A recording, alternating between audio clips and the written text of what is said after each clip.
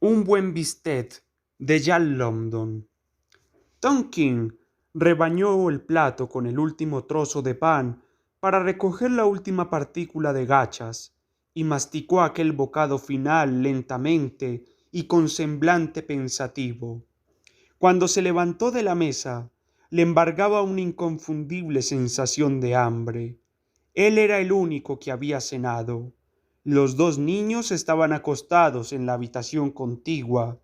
Los habían llevado a la cama antes que otros días para que el sueño no les dejara pensar en que se habían ido a dormir sin probar bocado. La esposa de Tonkin no había cenado tampoco. Se había sentado frente a él y lo observaba en silencio, con mirada solicita. Era una mujer de clase humilde, flaca y agotada por el trabajo, pero cuyas facciones conservaban restos de una antigua belleza. La vecina del piso de enfrente le había prestado la harina para las gachas. Los dos mediopeniques que le quedaban los había invertido en pan. Tonkin se sentó junto a la ventana, en una silla desvencijada que crujió al recibir su peso. Con un movimiento maquinal se llevó la pipa a la boca e introdujo la mano en el bolsillo de la chaqueta. Al no encontrar tabaco, se dio cuenta de su distracción y, lanzando un guiño de contrariedad, se guardó la pipa. Sus movimientos eran lentos y premiosos, como si el extraordinario volumen de sus músculos le abrumara. Era un hombre macizo, de rostro impasible y aspecto nada simpático.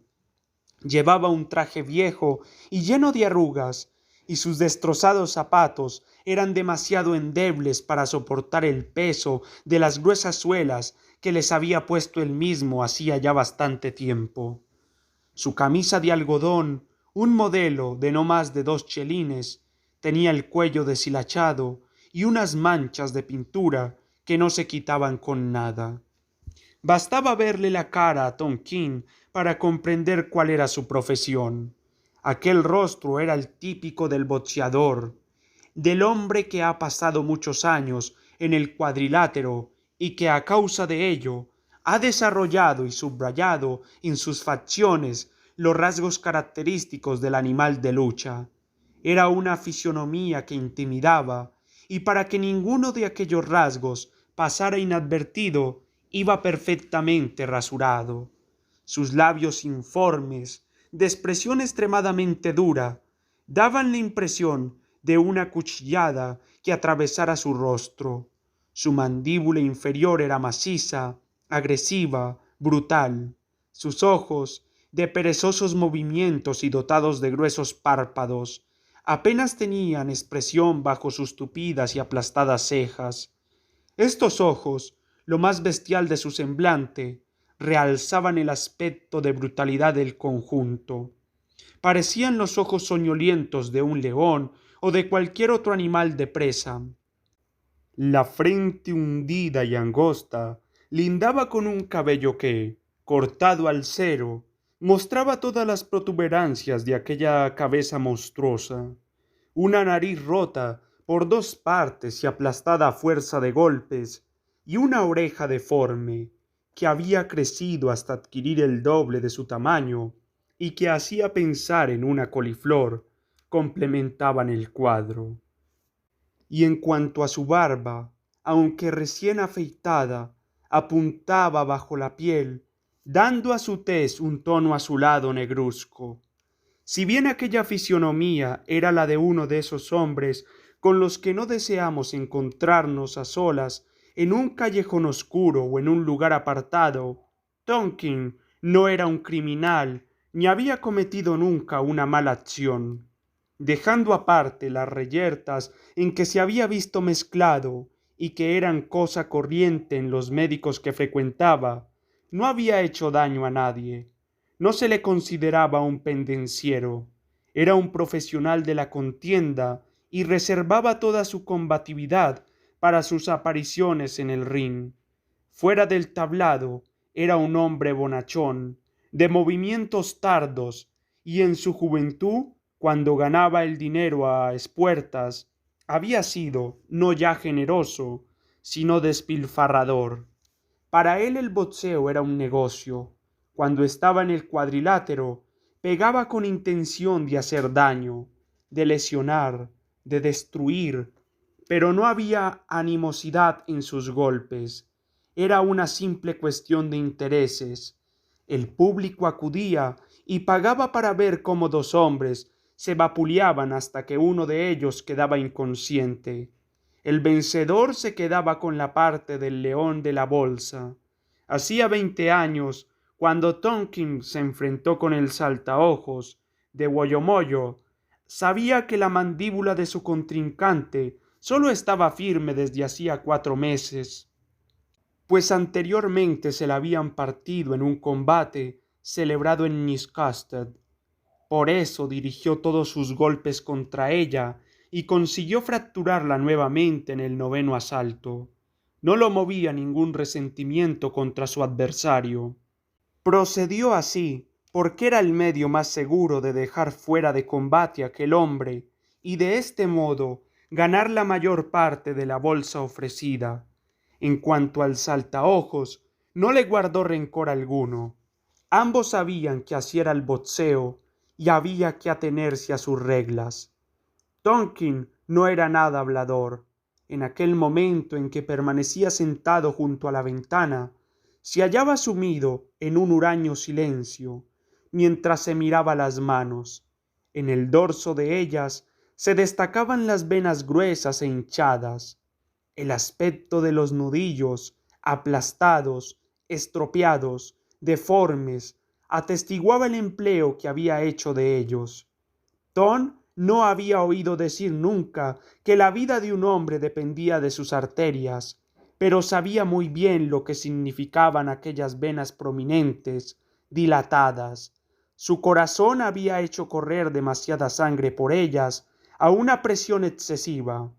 Ya no funcionaban bien, habían perdido la elasticidad y su distensión había acabado con su antigua resistencia.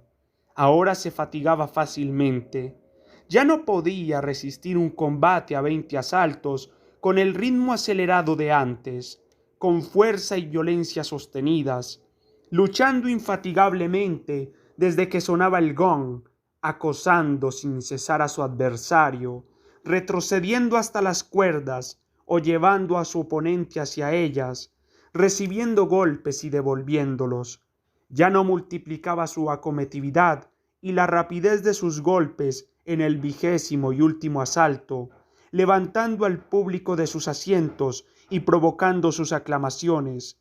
Cuando él acometía, pegaba, esquivaba, hacía caer una lluvia de golpes sobre su adversario y recibía otra igual mientras su corazón no dejaba de enviar, con impetuosa fidelidad, sangre a sus venas jóvenes y elásticas. Sus arterias, dilatadas durante el combate, se encogían de nuevo, pero no del todo. Al principio, esta diferencia era imperceptible, pero cada vez quedaba un poco más distendidas que la anterior. Se contempló las venas y los estropeados nudillos. Por un momento le pareció ver los magníficos puños que tenía en su juventud, antes de romperse el primer nudillo contra la cabeza de Benny Jones, apodado el Terror de Gales. Experimentó de nuevo la sensación de hambre. Lo que daría yo por un buen bistec, murmuró, cerrando sus enormes puños y lanzando un juramento en voz baja. He ido a la carnicería de Burkett y luego a la de Salblade, dijo la mujer en son de disculpa. Y no te quisieron fiar, ni medio penique. Burke me dijo que vacilaba, no se atrevía a seguir. Vamos, ¿qué dijo? Que como esta noche Sandel te susurraría de lo lindo, no quería aumentar tu cuenta, ya es bastante crecida. Tonkin lanzó un gruñido por toda respuesta. Se acordaba del bulldog que tuvo en su juventud, al que echaba continuamente bistecs crudos. En aquella época, Burkett le habría concedido crédito para 1000 bistecs, pero los tiempos cambian. Tonkin estaba envejeciendo y un viejo que tenía que enfrentarse con un boxeador joven en un club de segunda categoría, no podía esperar que ningún comerciante le fiase. Aquella mañana se había levantado con el deseo de comer un bistec, y aquel deseo no lo había abandonado. No había podido entrenarse debidamente para aquel combate. En Australia el año había sido de sequía y los tiempos eran difíciles. Había dificultades para encontrar trabajo, fuera de la índole que fuera. No había tenido sparring, no siempre había comido los alimentos debidos y en la cantidad necesaria. Había trabajado varios días como peón en una obra y algunas mañanas había corrido para hacer piernas, pero era difícil entrenarse sin compañero y teniendo que atender a las necesidades de una esposa y dos hijos. Cuando se anunció su combate con Sandel, los tenderos apenas le concedieron un poco más de crédito. El secretario de Gate Club le adelantó 3 libras, la cantidad que percibiría si perdía el combate, y se negó a darle un céntimo más.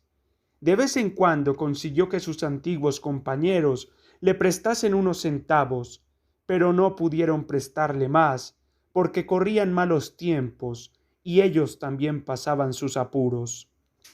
En resumen, que era un inútil tratar de ocultarse que no estaba debidamente preparado para la pelea. Le había faltado comida y le habían sobrado preocupaciones.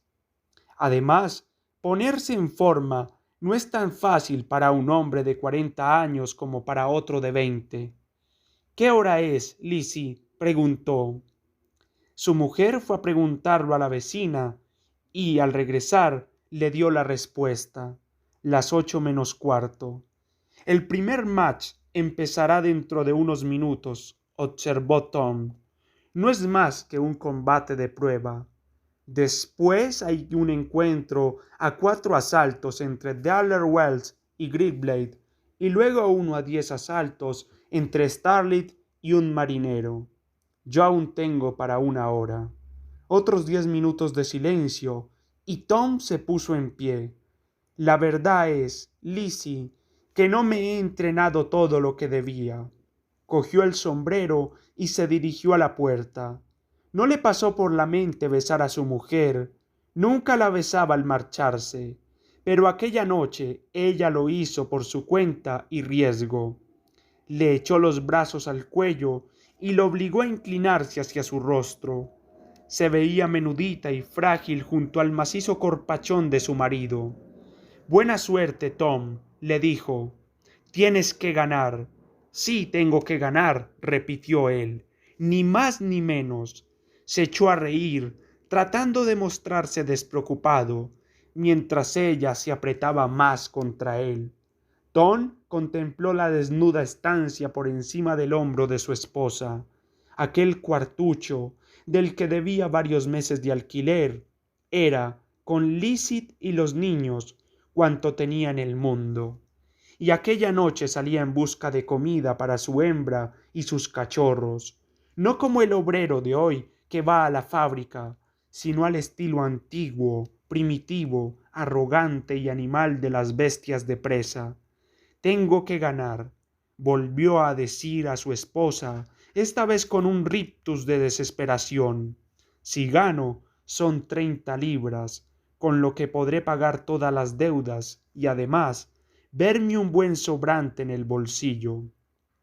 Si pierdo, no me darán nada, ni un penique para tomar el tranvía de vuelta, pues el secretario ya me ha dado todo lo que me correspondería en caso de perder. Adiós, mujercita. Si gano, volveré inmediatamente. Te espero, dijo ella cuando Tom estaba ya en el rellano.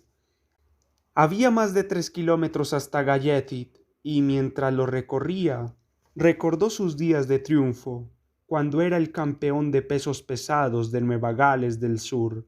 Entonces habría tomado un coche de punto para ir al combate, y con toda seguridad alguno de sus admiradores se habría empeñado en pagar el coche para tener el privilegio de acompañarlo. Entre estos admiradores se encontraban Tommy Burns y el Yankee Jab Johnson, que poseían automóvil propio, y ahora tenía que ir a pie. Como todo el mundo sabe, una marcha de 3 kilómetros no es la mejor preparación para un combate. Él era un viejo para el pugilismo, y el mundo no trata bien a los viejos. Él solo servía ya para picar piedra, e incluso para esto era un obstáculo su nariz rota y su oreja hinchada. Ojalá hubiera aprendido un oficio. A la larga, habría sido mejor, pero nadie se lo había enseñado. Por otra parte, una voz interior le decía que él no habría prestado atención si alguien hubiera tratado de enseñárselo. Su vida fue demasiado fácil. Ganó mucho dinero. Tuvo combates duros y magníficos, separados por periodos de descanso y holgazanería. Estuvo rodeado de aduladores que se desvivían por acompañarle, por darle palmadas en la espalda, por estrecharle la mano, de petimetres que lo invitaban a beber para tener el privilegio de charlar con él 5 minutos. Además, aquellos magníficos combates ante un público delirante de entusiasmo, y aquel último asalto en que se lanzaba a fondo como un torbellino y el árbitro lo proclamaba vencedor, y leer su nombre en las secciones deportivas de todos los periódicos al día siguiente. ¡Ah, qué tiempos aquellos! Pero de pronto, su mente tarda y premiosa comprendió que en aquellos lejanos días él dejaba fuera de combate a los viejos. Él era entonces la juventud que despuntaba, y sus adversarios la vejez que decaía. Era natural que resultara fácil para él. Ellos tenían las venas hinchadas, los nudillos rotos y los huesos desvencijados por una larga serie de combates.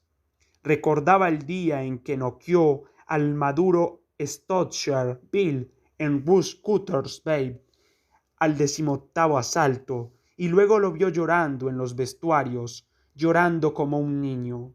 ¿Acaso el viejo Bill debía también varios meses de alquiler, y acaso lo esperaban en su casa su mujer y sus hijos? Y quién sabe si aquel mismo día, el del combate, había sentido el deseo de comerse un buen bistec. Bill combatió valientemente, recibiendo a pie firme una soberana paliza. Ahora que él pasaba el mismo calvario, comprendía que aquella noche de hacía 20 años, Bill luchó por algo más importante que su adversario, el joven Tonkin, que solo trataba de ganar dinero y gloria fácilmente. No era extraño que Stoucher Bill hubiese llorado en los vestuarios amargamente después del combate. No cabía duda de que cada pugil podía soportar un número limitado de combates. Era una ley inflexible del boxeo. Unos podían librar 100 encuentros durísimos, otros solo 20. Cada cual, según sus dotes físicas, podía subir al ring tantas o cuantas veces. Después quedaba al margen. Él se había pasado de la raya. Había librado más combates encarnizados de los que debía, encuentros en que el corazón y los pulmones parecía que iban a estallar, contiendas que hacían perder elasticidad a las arterias y convertían un cuerpo esbelto y juvenil en un montón de músculos nudosos, combates que desgastaban los nervios y los músculos, el cerebro y los huesos, por obra del esfuerzo. Sí, él había resistido más que nadie. No quedaba ya ni uno solo de sus antiguos compañeros. Él era el último de la vieja guardia. Había visto cómo iban cayendo todos y había contribuido a poner punto final a la carrera de algunos de ellos. Lo opusieron a los boxeadores ya viejos y él los fue liquidando uno tras uno. Y después, cuando los veía llorar en los vestuarios, como había llorado el viejo Stowell Bill, se reía. Pero ahora el viejo era él, y a su vez tenía que enfrentarse con los jóvenes. Con Sandel, por ejemplo, había llegado de Nueva Zelanda, precedido de un brillante historial. Pero como en Australia aún era un desconocido, se acordó enfrentarlo con el viejo Tonkin. Si Sandel hacía un buen combate, se le opondrían mejores pugiles y las bolsas serían más crecidas. Así pues, era de esperar que luchara como un demonio.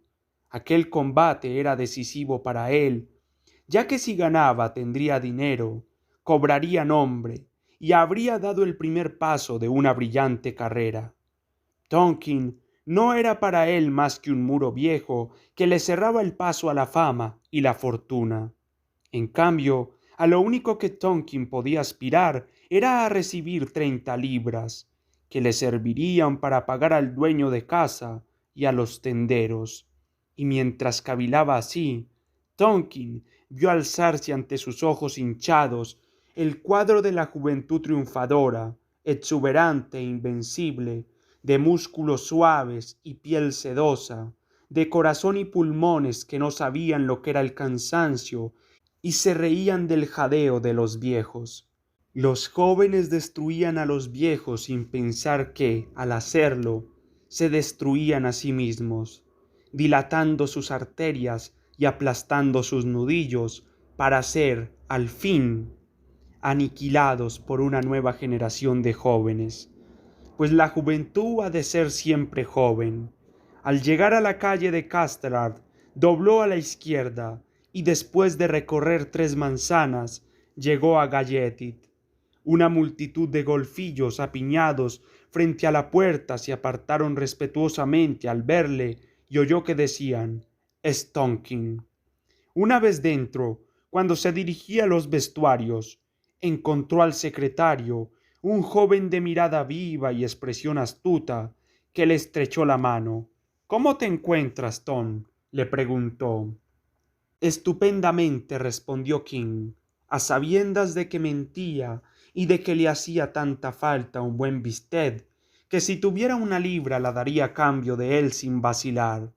Cuando salió de los vestuarios, seguido por sus segundos, y se dirigió al cuadrilátero que se alzaba en el centro de la sala, estalló una tempestad de aplausos y vítores en el público.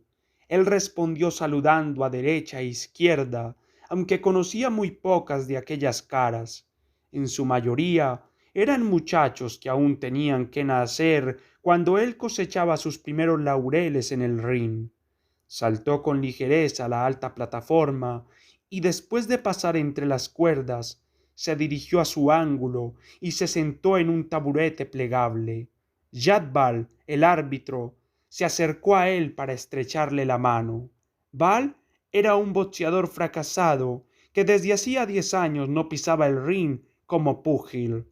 King se alegró de tenerlo por árbitro. Ambos eran veteranos.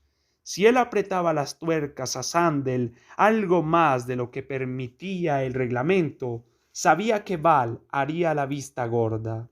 Subieron al tablado, uno tras otro, varios jóvenes aspirantes a la categoría de pesos pesados, y el árbitro los fue presentando sucesivamente al público.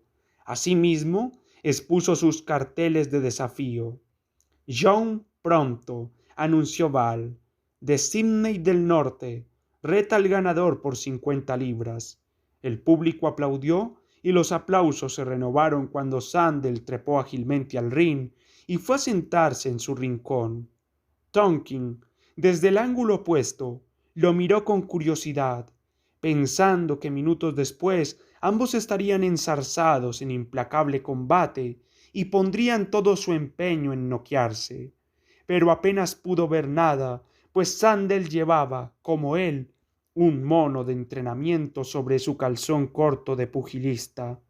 Su cara era muy atractiva, estaba coronada por un mechón rizado de pelo rubio, y su cuello grueso y musculoso anunciaba un cuerpo de atleta verdaderamente magnífico. John Pronto se dirigió sucesivamente a los 2 ángulos y después de estrechar las manos a los boxeadores, salió del ring. Continuaron los desafíos. Un joven tras otro pasaba entre las cuerdas. Aquellos muchachos desconocidos pero ambiciosos estaban convencidos, y así lo pregonaban, de que con su fuerza y destreza eran capaces de medirse con el vencedor. Unos años antes, cuando su carrera se hallaba en su apogeo y él se consideraba invencible, aquellos preliminares hubieran divertido y aburrido a Tonkin, pero a la sazón los contemplaba fascinado, incapaz de apartar de sus ojos la visión de la juventud. Siempre existirían aquellos jóvenes que subían al ring y saltaban por las cuerdas para lanzar su reto a los cuatro vientos, y siempre tendrían que caer ante ellos los boxeadores gastados. Ascendían hacia el éxito trepando sobre los cuerpos de los viejos pugiles, y continuaban afluyendo en número creciente, como una oleada de juventud incontenible que arrollaba a los viejos, para envejecer a su vez y seguir el camino descendente, a impulsos de la juventud eterna, de los nuevos mozos que desarrollaban sus músculos y derribaban a sus mayores, mientras tras ellos se formaba una nueva masa de jóvenes, y así ocurriría hasta el fin de los tiempos, pues aquella juventud voluntariosa era algo inseparable de la humanidad. King dirigió una mirada al palco de la prensa y saludó con un movimiento de cabeza a Morgan, del Sportman, y a Corber, del Referet. Luego tendió las manos para que Sid Sullivan y Charles Bates, sus segundos, le pusieran los guantes y se los atasen fuertemente, bajo la atenta fiscalización de uno de los segundos de Sandel, que ya había examinado con ojo crítico las vendas que cubrían los nudillos de King. Uno de los segundos de Tom cumplía la misma misión en el ángulo ocupado por Sandel.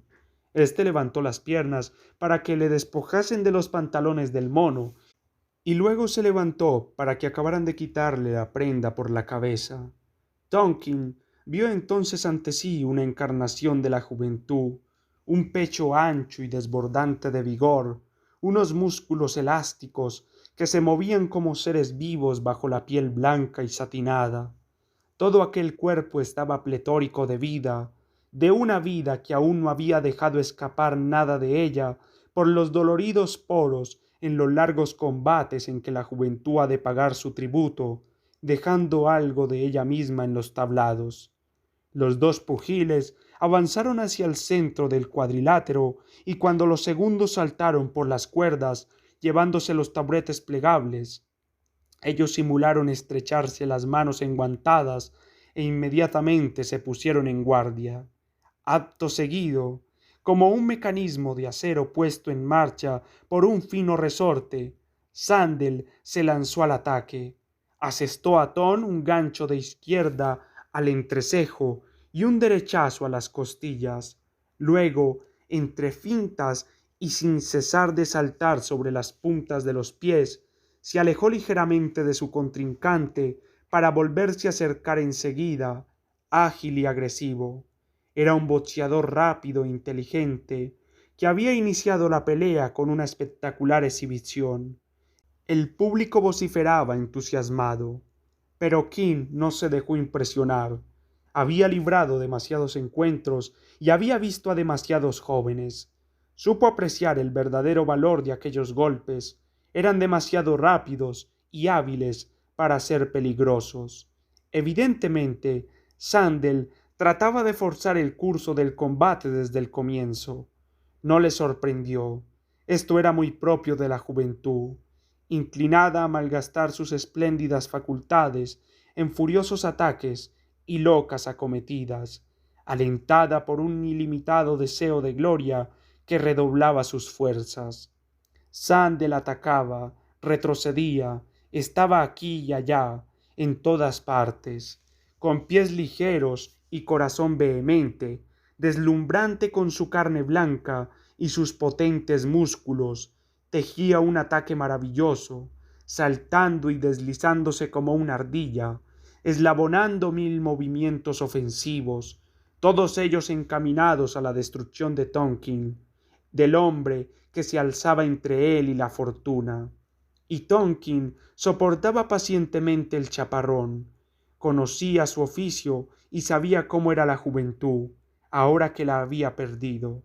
Se dijo que tenía que esperar a que su oponente fuese perdiendo fogosidad y sonrió para sus adentros mientras se agachaba para parar un fuerte directo con la base del cráneo. Era una argucia innoble, pero correcta, según el reglamento del pugilismo. El boxeador tenía que velar por sus nudillos, y si se empeñaba en golpear a su adversario en la cabeza, allá él. King podía haberse agachado más para que el golpe no lo alcanzara, pero se acordó de sus primeros encuentros y de cómo se partió por primera vez un nudillo contra la cabeza del terror de Gales. Aun ajustándose a las reglas del juego, al agacharse había tentado contra los nudillos de Sandel. De momento, éste no lo notaría. Seguro de sí mismo e indiferente, seguiría propinando golpes con la misma fuerza durante todo el combate. Pero andando el tiempo, cuando en su historial tuviera muchos encuentros, el nudillo lesionado se resentiría y entonces él, volviendo la vista atrás, recordaría el potente golpe asestado a la cabeza de Tonkin. El primer asalto lo ganó Sandel por puntos. El joven boxeador mantuvo a la sala en vilo con sus fulminantes arremetidas. Lanzó sobre King un verdadero diluvio de golpes, y King no devolvió ni uno solo. Se limitó a cubrirse, mantener una guardia cerrada, esquivar y llegar a veces al cuerpo a cuerpo para eludir el castigo. De vez en cuando hacía alguna finta, movía la cabeza cuando encajaba un directo e iba evolucionando imperturbable por el ring, sin saltar ni bajar para no malgastar ni un átomo de energías. Debía dejar que Sandel desahogara el ardor de su juventud y sólo entonces replicarle, pues no debía olvidar sus 40 años. Los movimientos de King eran lentos y metódicos. Sus ojos, casi inmóviles bajo los gruesos párpados, le daban el aspecto de un hombre adormilado y aturdido. Sin embargo, no se le escapaba ningún detalle. Su experiencia de más de 20 años le permitía verlo todo. Sus ojos no pestañeaban ni se desvivían al recibir un golpe, porque así podían ver y medir mejor las distancias. Cuando, al terminar el asalto, fue a sentarse en su rincón para descansar, se recostó con las piernas extendidas y apoyó los brazos en el ángulo recto que formaban las cuerdas. Entonces su pecho y su abdomen empezaron a subir y bajar en profundas aspiraciones, mientras le acariciaban el rostro el aire de las toallas con el que abanicaban sus segundos. Con los ojos cerrados, Tonkin escuchaba el clamoreo del público. ¿Por qué no luchas, Tom?, le gritaron. ¿Es que tienes miedo? ¿Le pesan los músculos? Oyó que comentaba un espectador de primera fila. No puede moverse con más rapidez. 2 libras contra una a favor de Sandel. Sonó el gong y los dos pugiles abandonaron sus rincones. Sandel recorrió 3/4 partes del cuadrilátero, ansioso de reanudar la contienda. King apenas se apartó de su rincón. Esto formaba parte de su plan de ahorro de fuerzas. No había podido entrenarse como era debido, no había comido lo suficiente, y el menor movimiento innecesario tenía su importancia. Además, había que tener en cuenta que había recorrido a pie más de 3 kilómetros antes de subir al ring. Aquel asalto fue una repetición del primero. Sandel atacaba en tromba y el público, indignado, abuchaba a King al ver que no combatía. Aparte algunas fintas y varios golpes lentos e ineficaces, se limitaba a mantener una guardia cerrada, parar golpes y agarrarse al adversario. Sandel deseaba acelerar el ritmo del combate y King, hombre de experiencia, se negaba a secundarlo. En su rostro deformado por los golpes había una melancólica sonrisa, y Tom seguía economizando fuerzas celosamente, como sólo puede hacerlo un boxeador maduro. Sandel era joven y derrochaba sus energías con la prodigalidad propia de su juventud. El generalato del ring correspondía a Tom, y suya era también la sabiduría cosechada a costa de largos y dolorosos combates. Observaba a su adversario con mirada fría y ánimo sereno, moviéndose lentamente, en espera de que se agotara el ardor de Sandel. Para la mayoría de espectadores, aquello era buena prueba de que King era incapaz de medirse con su joven adversario, opinión que expresaban en voz alta, apostando a razón de 3-1 a favor de Sandel. Pero aún quedaban algunos espectadores prudentes que conocían a King desde hacía años y aceptaban estas ofertas con grandes esperanzas de ganar. El tercer asalto comenzó como los anteriores. Sandel llevaba la iniciativa y castigaba duramente a su adversario, pero cuando aún no había transcurrido medio minuto, el joven, excesivamente confiado, se olvidó de cubrirse, y los ojos de King centellaron a la vez que su brazo derecho se lanzaba como un rayo hacia adelante. Fue su primer golpe de verdad, un gancho reforzado no sólo por el hábil movimiento del brazo, sino por el peso de todo el cuerpo. El león adormecido acababa de lanzar un imprevisto zarpazo. Sandel, tocado en un lado de la mandíbula, cayó como un buey abatido por el matarife. El público se quedó pasmado. Algunos aplaudieron tímidamente, mientras por toda la sala corrían murmullos de admiración. ¡Caramba! ¡Caramba! ¿Quién no tenía los músculos tan embotados como se creía, sino que era capaz de asestar verdaderos mazazos? Sandel quedó casi inconsciente, hizo girar su cuerpo hasta ponerse de costado e intentó levantarse, pero, al oír los gritos de sus segundos que le aconsejaban esperar hasta el último instante, no acabó de ponerse en pie, sino que quedó con una rodilla en el suelo. El árbitro se inclinó hacia él y empezó a contar los segundos con voz estentórea junto a su oído. Cuando oyó decir 9, Sandel se levantó con gesto agresivo y Tonkin hubo de hacerle frente, mientras se lamentaba de no haberle dado el golpe un par de centímetros más cerca del mentón, pues entonces habría conseguido el fuera de combate y vuelto a casa con 30 libras para su mujer y sus hijos. El asalto continuó hasta que se cumplieron los 3 minutos reglamentarios. Sandel empezó a mirar con respeto a su oponente. Por su parte, King seguía moviéndose con lentitud y su mirada parecía tan soñolenta como antes. Cuando el asalto estaba a punto de terminar, King se dio cuenta de ello al ver a los segundos agazapados junto al cuadrilátero. Estaban preparados para subir, pasando entre las cuerdas. Entonces llevó el combate hacia su rincón y cuando sonó el gong, pudo sentarse inmediatamente en el taburete que ya tenía preparado. En cambio, Sandel tuvo que cruzar de ángulo a ángulo todo el ring para llegar a su sitio. Esto era una pequeñez, pero muchas pequeñeces juntas pueden formar algo importante. Al verse obligado a dar aquellos pasos de más, Sandel perdió no solo cierta cantidad de energía, sino una parte de los preciosos 60 segundos de descanso.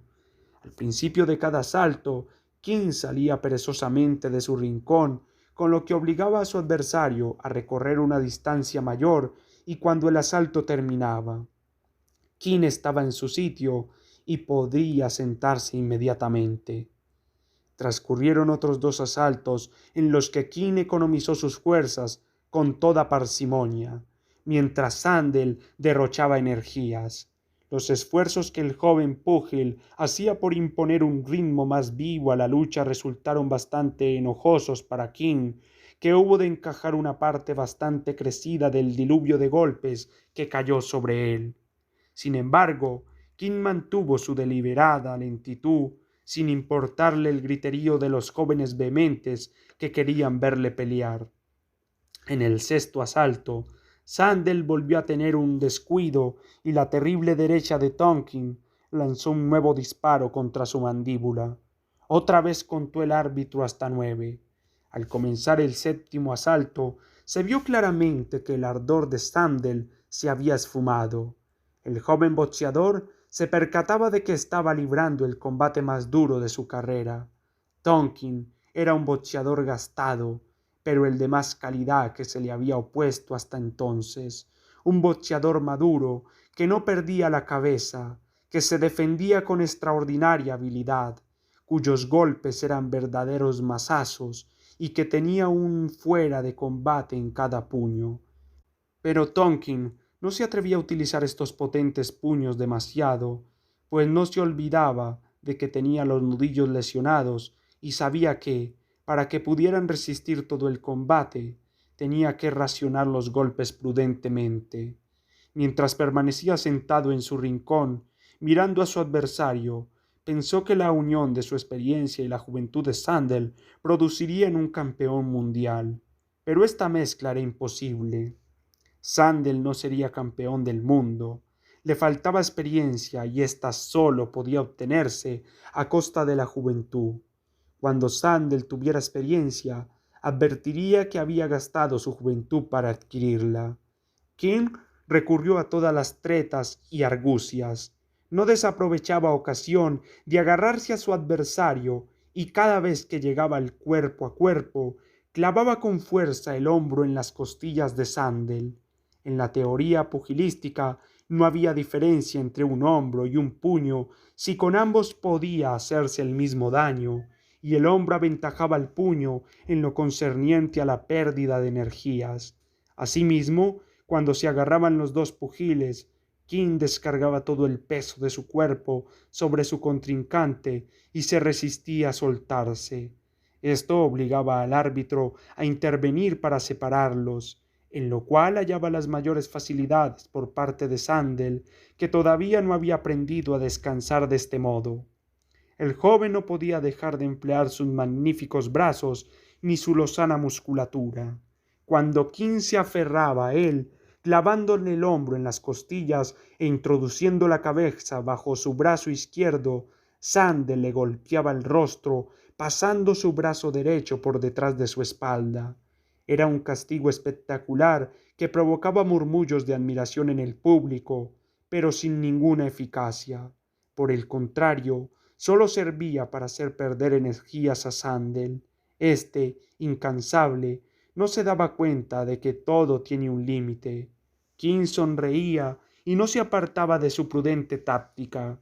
Sandel asestó un sonoro derechazo al cuerpo de King, que la masa de espectadores consideró como un rudo castigo, pero los pocos expertos que había en la sala percibieron que el hábil movimiento del guante izquierdo de Tom, que tocó el bíceps de Sandel en el momento en que éste lanzaba el fuerte derechazo.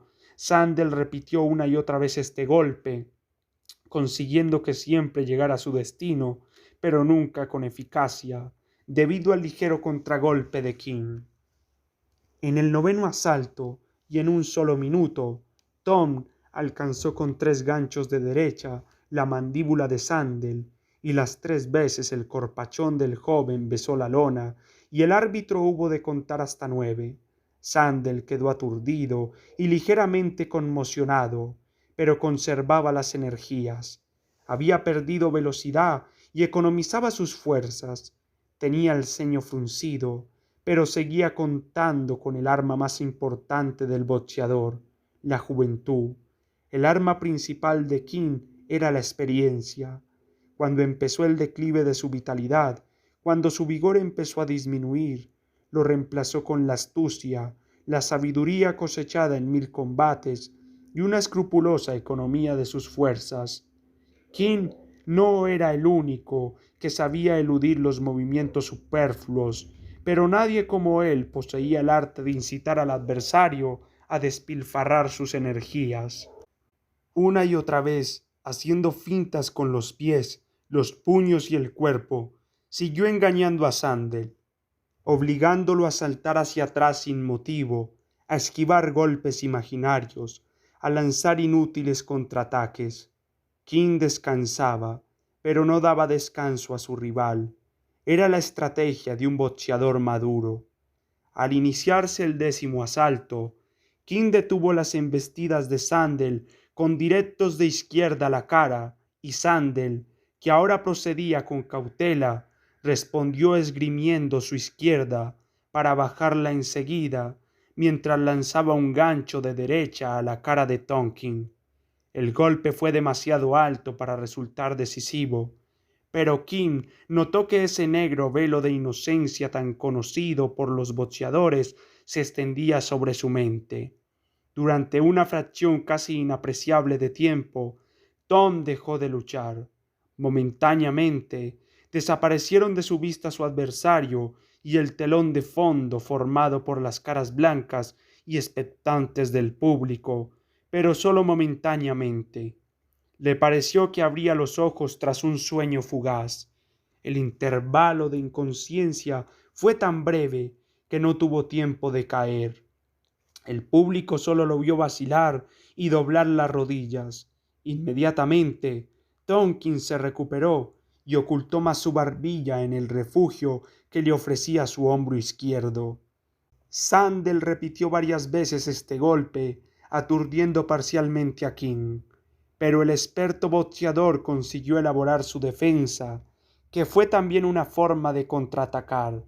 Retrocediendo ligeramente sin dejar de hacer fintas con el brazo izquierdo, lanzó a Sandel un uppercut con toda la potencia de su puño derecho. Lo calculó con tanta precisión que consiguió alcanzar de pleno la cara de Sandel cuando éste se agachaba haciendo un regate. El joven, levantado en vilo, cayó hacia atrás y fue a dar a la lona con la cabeza y la espalda. King repitió este golpe 2 veces. Después dio rienda suelta a su acometividad y acorraló a su adversario contra las cuerdas, lanzando sobre él una lluvia de golpes. Sus puños funcionaron sin cesar hasta que el público, puesto en pie, le atribuyó una estruendosa salva de aplausos. Pero Sandel poseía una energía y una resistencia inagotables y se mantenía en pie. Se mascaba el knockout. Un capitán de policía, impresionado por el terrible castigo que recibía Sandel, se acercó al cuadrilátero para suspender el combate, pero en este preciso instante sonó el gong, señalando el fin del asalto, y Sandel regresó tambaleándose a su rincón, donde aseguró al capitán que estaba bien y conservaba las fuerzas. Para demostrarlo, dio un par de saltos y el policía, convencido, volvió a sentarse. Tonkin, mientras descansaba en su rincón, jadeante, se decía, contrariado, que si el combate se hubiera suspendido, el árbitro se habría visto obligado a declararlo vencedor y la bolsa hubiera ido a parar a sus manos. A diferencia de Sandel, él no luchaba por la gloria ni para abrirse paso, sino para ganar 30 libras esterlinas. En aquel minuto de descanso, Sandel se recuperaría. La juventud será servida. Esta frase cruzó como un relámpago por el cerebro de King. Se acordó también de la ocasión en que la oyó. Fue la noche en que dejó fuera de combate a Stower Bill. El señorito que la había pronunciado tenía razón. Aquella noche, tan lejana ya, él encarnaba la juventud. Pero esta noche, se dijo, la juventud se sienta en el rincón de enfrente. Ya llevaba media hora de pelea y los años le pesaban. Si hubiese luchado como Sandel, no hubiera resistido ni 15 minutos. Lo peor era que no se recuperaba. Sus venas hinchadas y su corazón fatigado no le permitían recobrar las perdidas fuerzas en los descansos entre asalto y asalto. Las energías le faltarían ya desde el comienzo de los asaltos. Notaba las piernas pesadas y empezaba a sentir calambres. No debió haber hecho a pie aquellos 3 kilómetros que mediaban desde su casa a la sala de deportes. Y para colmo de desdichas, aquel bistec que no se había podido comer aquella mañana y que tanto había deseado. Se despertó en él un odio terrible contra los carniceros que se habían negado a fiarle. Un hombre de sus años no podía boxear sin haber comido lo suficiente. ¿Qué era, al fin y al cabo, un bistec? Una insignificancia que valía unos cuantos peniques. Sin embargo, para él significaba 30 libras esterlinas. Cuando el gong señaló el comienzo del 11º asalto, Sandel se levantó impetuosamente, apartando una gallardía que estaba muy lejos de poseer. King supo apreciar el justo valor de semejante actitud. Se trataba de un farol tan antiguo como el mismo boxeo. Para no gastar fuerzas en balde, Tom se abrazó a su adversario. Luego, cuando lo soltó, permitió que el joven se pusiera en guardia. Esto era lo que King esperaba.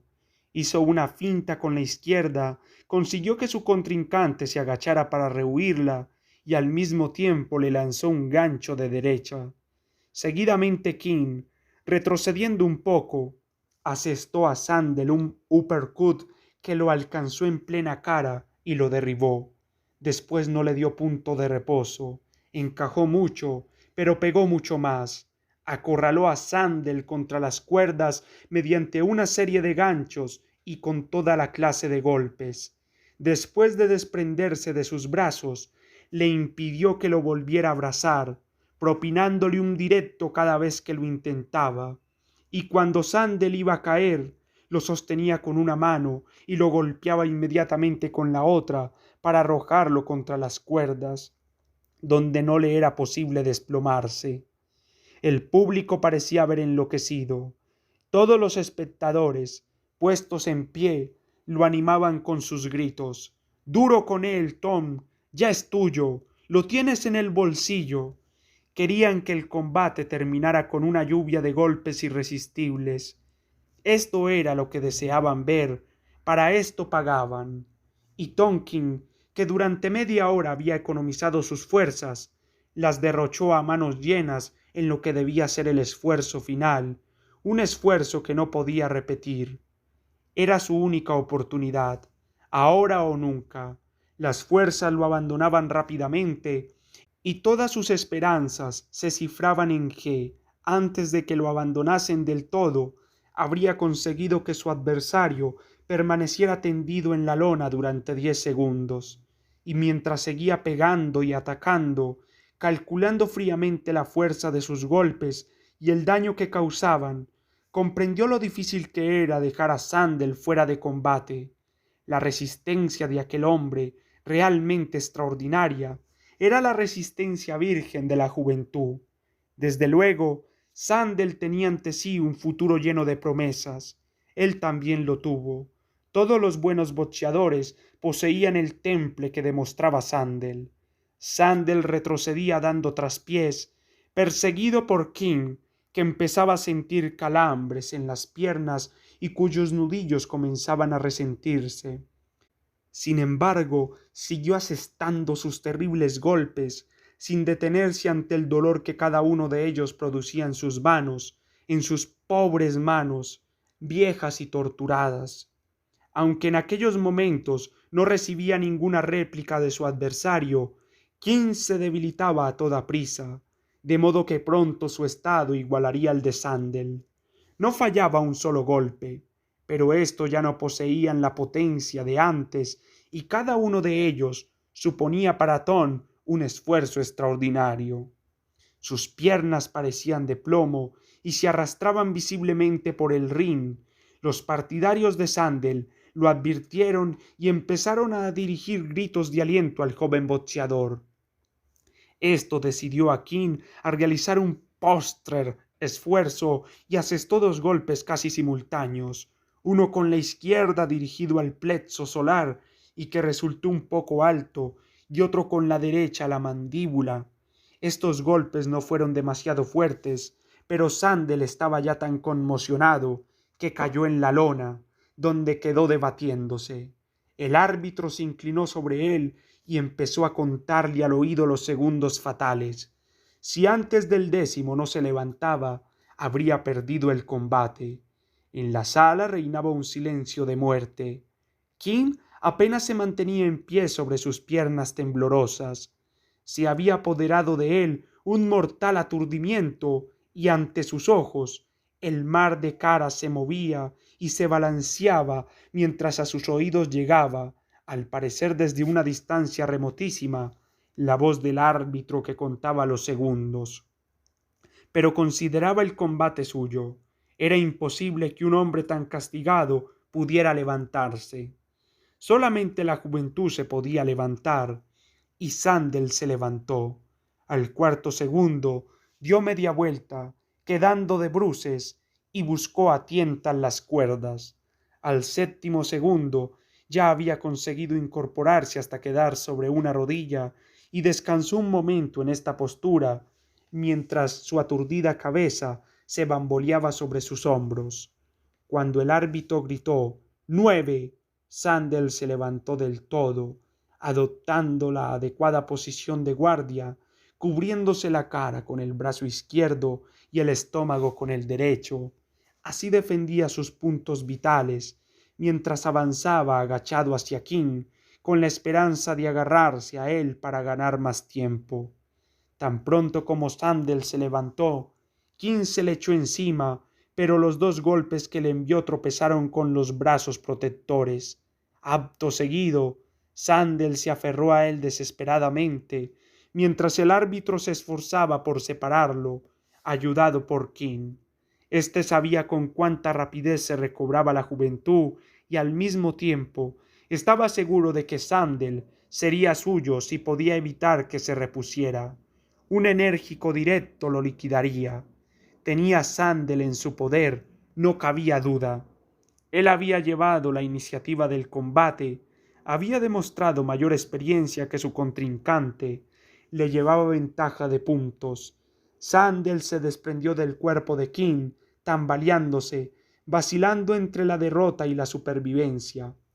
Un buen golpe lo derribaría definitivamente, y ante esta idea, Tonkin, presa de súbita amargura, se acordó del bistec.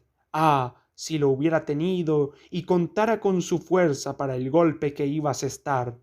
Concentró sus últimas energías en el golpe decisivo, pero éste no fue bastante fuerte ni bastante rápido.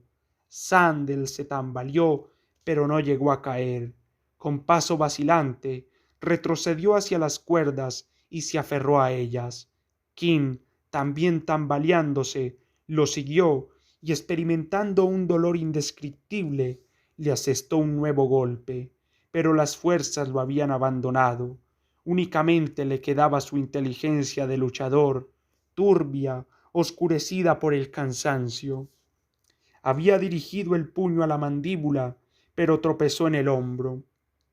Su intención había sido darlo más alto, pero sus cansados músculos no lo obedecieron.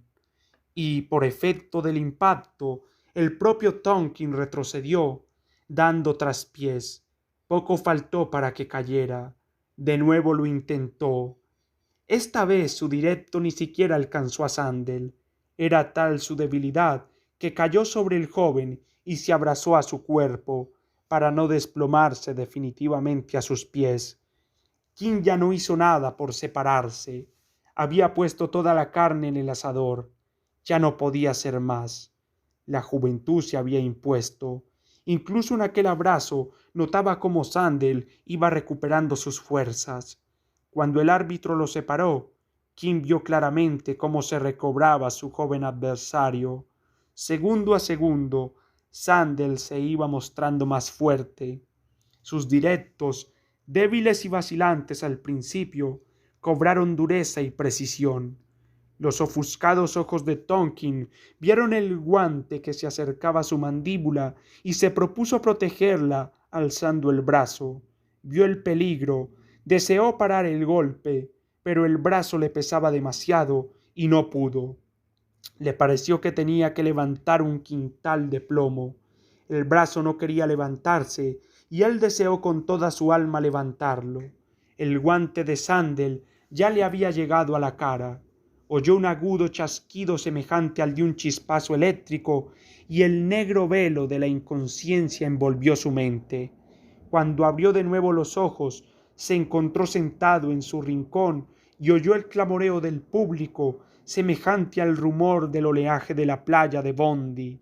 Alguien le oprimía una esponja empapada contra la base del cráneo, y Sid Sibuyan le rociaba la cara y el pecho con agua fría.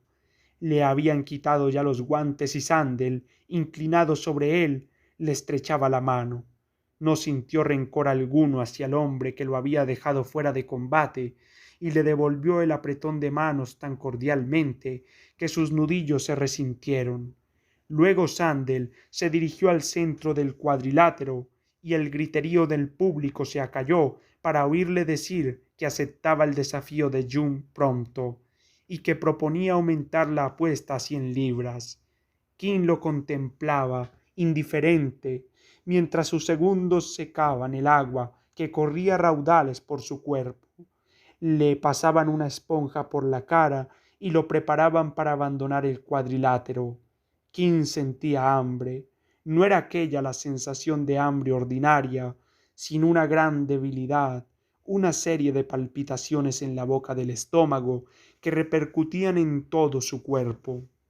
Se acordó del momento en que había tenido ante él a Sandel tambaleándose al borde del knockout.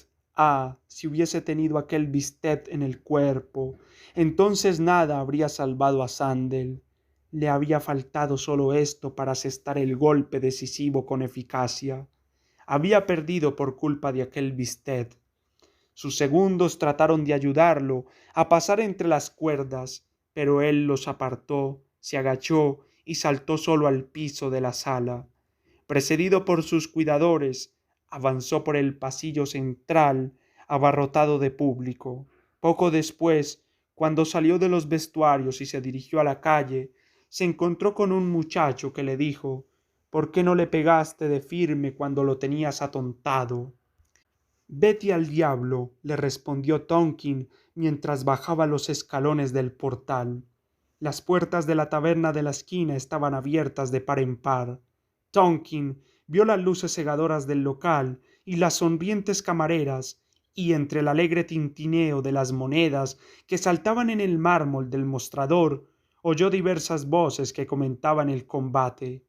Alguien lo llamó para invitarlo a una copa, pero él rechazó la invitación y siguió su camino. No llevaba un céntimo encima. Los 3 kilómetros que lo separaban de su casa le parecieron muy largos. Era evidente que envejecía. Cuando cruzaba el dominio, se dejó caer de pronto en un banco. La idea de que su mujer estaría esperándolo, ansiosa de saber cómo había terminado el encuentro, lo sumió en una angustiosa desesperación. Esto era peor que un knockout. No se sentía con fuerzas para mirarla a la cara. Estaba desfallecido y amargado. El vivo dolor que sentía en los nudillos le hizo comprender que, aunque encontrase trabajo como peón de albanil, tardaría a lo menos una semana en poder empuñar la pala o el pico.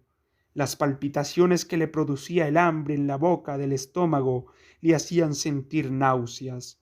Una profunda desolación se apoderó de él y notó que sus ojos se llenaban de lágrimas incontenibles. Se cubrió la cara con las manos y lloró. Y mientras lloraba se acordó de la paliza que propinó a Swower Bill una noche ya lejana. Pobre Swower Bill. Ahora comprendía por qué lloró aquella noche en los vestuarios.